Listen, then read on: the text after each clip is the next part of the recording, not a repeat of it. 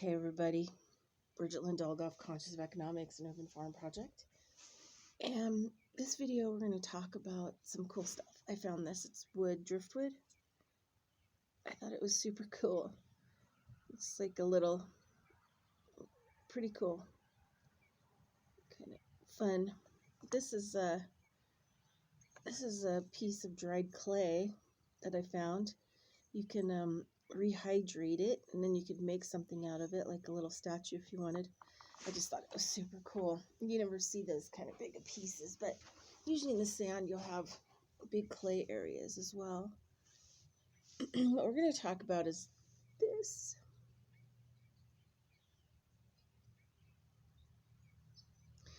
So, and then you get like a view, a different view.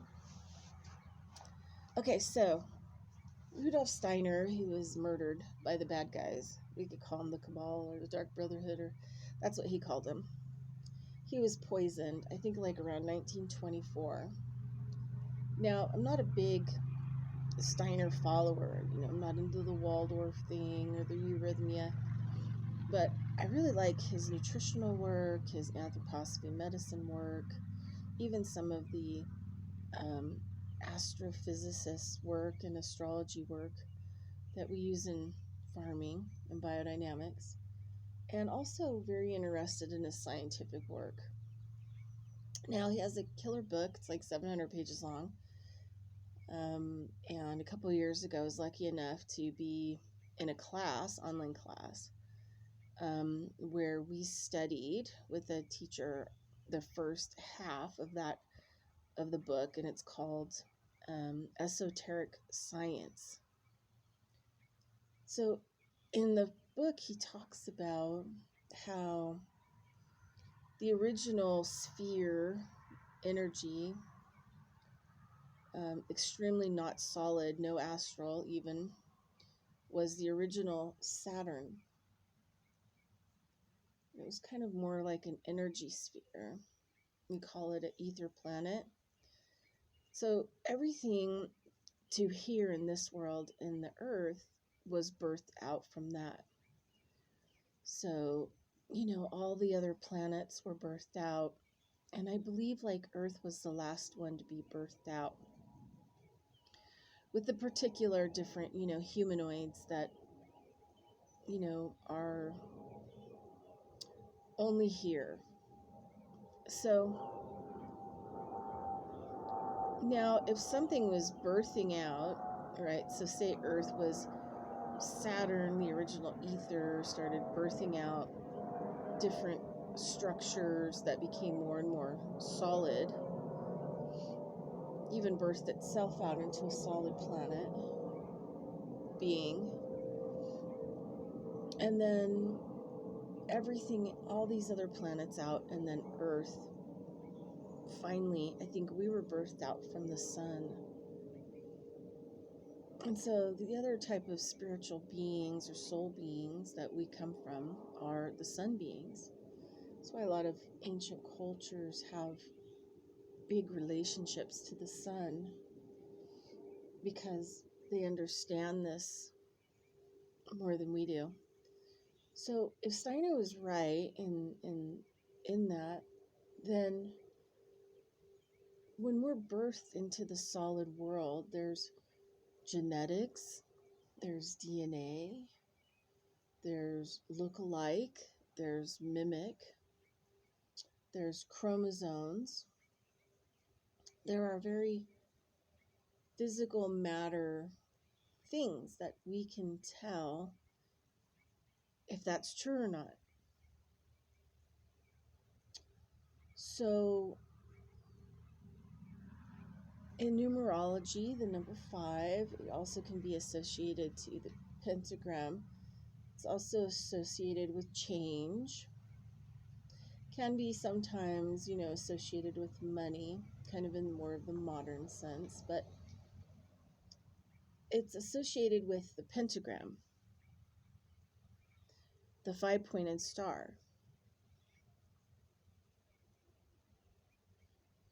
So if we take that information, then we can go out in nature and we can look for Venus. and see if we can find Venus. And in so many plants, like this little guy, he has, I don't know if you can tell, but he has five gorgeous petals on each flower. So I can say that this plant speaks about Venus. It tells us about Venus's relationship to our solid world, the imprint, the RNA, the DNA, and the information that Venus is part of our structure. It's the proof. So to tell you kind of another story, a story that you don't hear.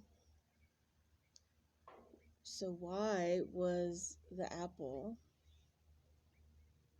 the bad fruit? Why was it the tree of knowledge fruit? Why has it been told to be the tree of knowledge to be bad? Why is that? And why was apple called out? Well, because apple has the big imprint of Venus and the pentagram. So we're taught to take an apple and set it up from stem to the top and the little, like I'm just going to do with this. So we're taught to stand up an apple like this, and the stem would be here on the top, and the little, where the flower was, the growth spot on the bottom, and then slice it, right? And then cut it this way too, right? Everybody does it. It's training. It's pattern training.